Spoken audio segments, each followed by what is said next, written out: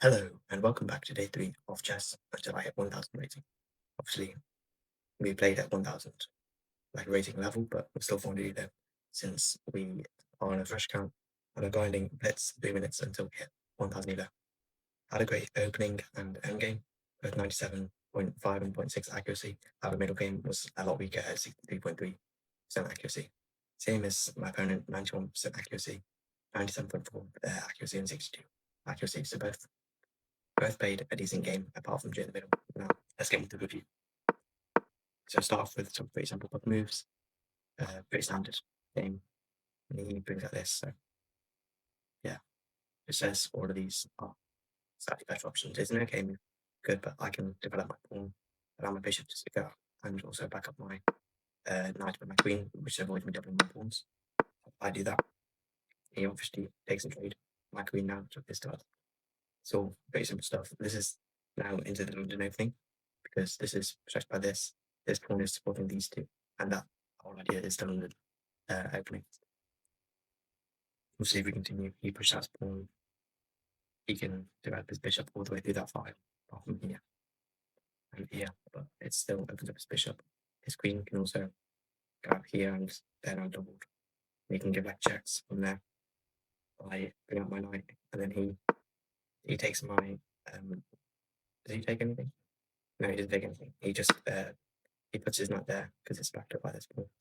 So I take his pawn. He then takes back. Now he takes my knight. Then I take his knight back there. It says to take that one would have been better, but I didn't. He takes my pawn back, which then I now can't take because of the queen. This was a blunder. I tried trading pawns, but I didn't see that you can go here, and yeah, that's pretty much it. But, he just takes, and then we trade pawns. He then checks me. I move here, so I can slide my rook up, and then go back here, which stops me dropping my rook. And then he castles. Obviously, I don't pick up my rook. He was just not there. I just completely blundered my bishop. I don't even know how I missed that. I just did. He then obviously takes the bishop. I attack his knight, and also I can take this pawn, which I missed at the start. He tries forking me, which it allows him to win a rook. But yeah, that's pretty much it.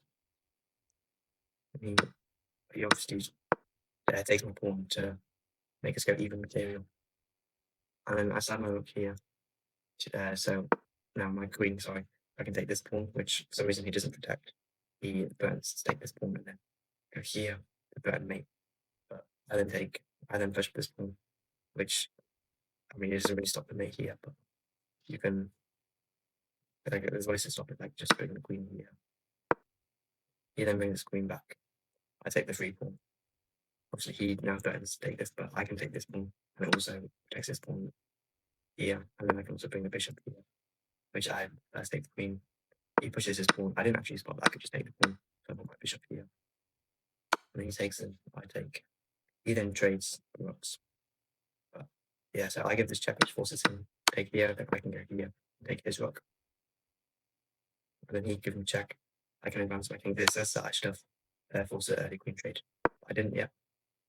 And then he checks me again. I can push this to my pawn again. Yeah, he does win. He wins my pawn here, which is unfortunate. I can advance my king again. He gives me another check, and he forces a queen trade, which I do accept. He takes, and then we just kind of push pawns and end up trading pawns, and then it's being a drawn position, and we draw by repetitive moves, and then that's just the game really. Make sure to like and